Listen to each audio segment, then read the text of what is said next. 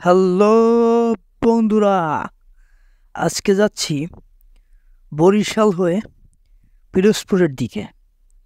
এই রাস্তাটার অবস্থা দেখাবো আপনাদেরকে, পাশাপাশি দেখানোর চেষ্টা করব ঢাকা বরিশাল হাইওয়ের বর্তমান চিত্র। আপনারা দেখতে পাচ্ছেন রাস্তা অনেক জায়গায় খানাখন্দ তৈরি হয়ে গেছে, মেরামত করেছে কিছু জায়গায় মেরামতের জন্য এখনও অপেক্ষামান। তবে রাস্তার পরিবেশের পাশাপাশি চারপাশের যে পরিবেশটা এত সবুজ ছিল, যেটা আপনারা দেখলেই বুঝতে পারবেন। প্রচণ্ড সবুজ এবং রাস্তায় গাড়ির চাপ একটু কম ছিল। মাঝে মধ্যে পরিবহনগুলো যাতায়াত করতেছিল ঢাকা থেকে বরিশাল, বরিশাল থেকে ঢাকা বা বরিশালের বিভিন্ন অঞ্চলে এই পরিবহনগুলো ছড়িয়ে যাচ্ছে, যেমন পটুয়াখালী, বরগুনা, এর পাশাপাশি আপনার অনেকগুলো জায়গায় এই ঢাকা বরিশাল হাইওয়ে থেকে গাড়িগুলো যাতায়াত করে। আমরা অলরেডি গৌরনদী স্ট্যান্ডের কাছাকাছি চলে এসেছি। আমি হ্যাসেল ফ্রি ভিডিওটা করেছি, যে সব জায়গায় ভিড় অনেক বেশি ছিল ওই জায়গার ভিডিওটা নেওয়া হয় নাই। আর এই ব্রিজটা পার হয়ে কিছুক্ষণ সামনে গেলেই আমরা গৌরনদী স্ট্যান্ড পেয়ে যাব। আপনারা জানেন যে বরিশালের ভিতরে একটা ঐতিহ্যবাহী জায়গা গৌরনদী। এখানকার মিষ্টি দই বা দুধের তৈরি অনেক ধরনের খাবার আছে যেগুলো বরিশাল অঞ্চলের বিখ্যাত এবং সুনাম অর্জন করে ফেলেছে। টর্কি, গৌরনদী, আগলঝরা এই জায়গাগুলোতে এই ধরনের খাবারগুলো অ্যাভেলেবেল পাওয়া যায়।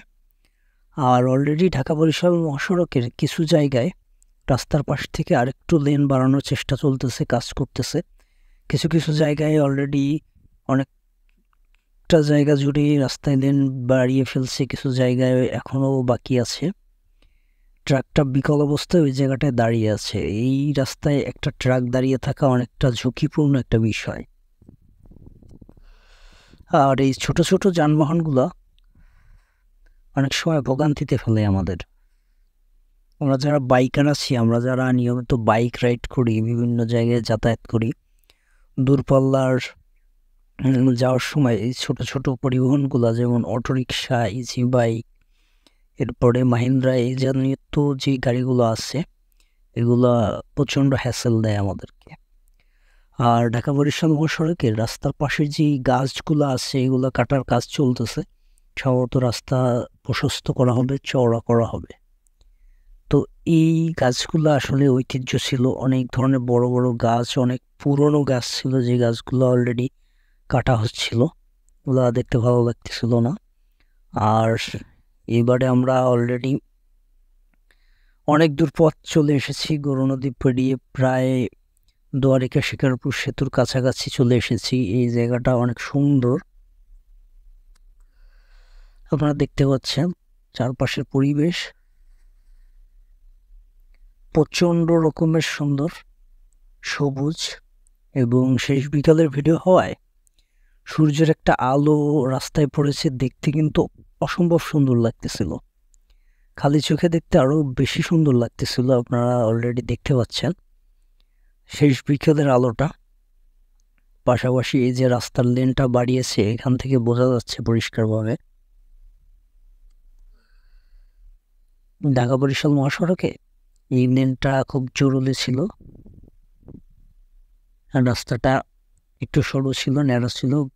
পদ্মা সেতু হওয়ার পরে এই রাস্তায় পরিবহন, অন্যান্য যানবাহনের চাপ অনেক বেশি হওয়াতে আপনারা দেখতে পাচ্ছেন গ্রিন লাইনের একটা বাস চলে গেল। যে রাস্তার পরিবেশটা খুব নিরিবিলি, খুব সুন্দর ছিল। এর মাঝে আমার সাথে একটা ইনসিডেন্ট ঘটে গেছে, যেটা এই ভিডিওতে পুরোপুরি বর্ণনা দেওয়া যাচ্ছে না। কোনো একটা অটোরিকশা নিয়ন্ত্রণ হারিয়ে প্রায় আমাদের উপরে অ্যাটাক করার মতো অবস্থা হয়ে গেছিল। যাই হোক, দক্ষতার সাথে এই সিচুয়েশনটা হ্যান্ডেল করতে পারছিলাম দেখেই বড় ধরনের কোনো অ্যাক্সিডেন্ট বা দুর্ঘটনা হয়নি।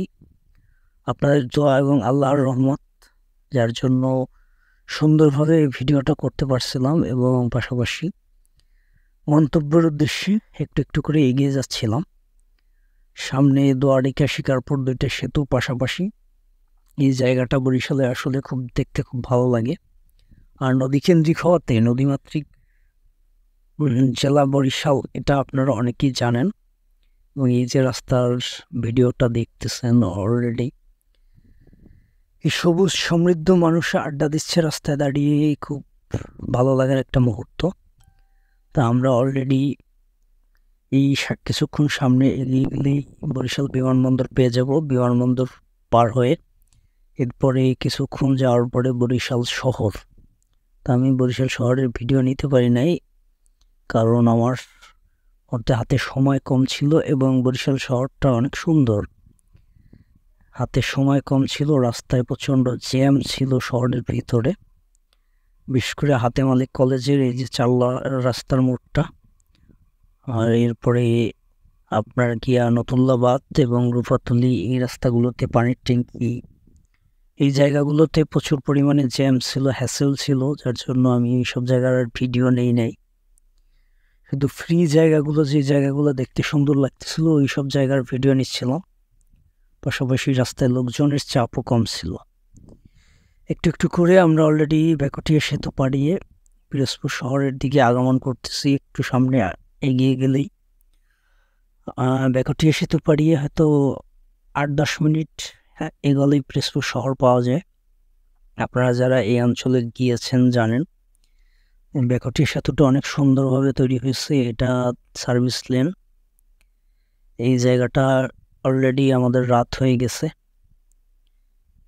তো ভিডিওটা যারা দেখলেন শেষ পর্যন্ত আমার সাথে থাকবেন, আশা করি আপনাদের সাথে নিয়ে সামনে আরও সুন্দর সুন্দর ট্যুর অ্যান্ড ট্রাভেলসের ভিডিওগুলো আপনাদের সামনে নিয়ে আসবো, যাতে করে আপনাদের দেখতে ভালো লাগে এবং অনেক সুন্দর সুন্দর জায়গা, যে সব জায়গাগুলো এখনও যাওয়া হয়নি সেইগুলো যেতে হবে।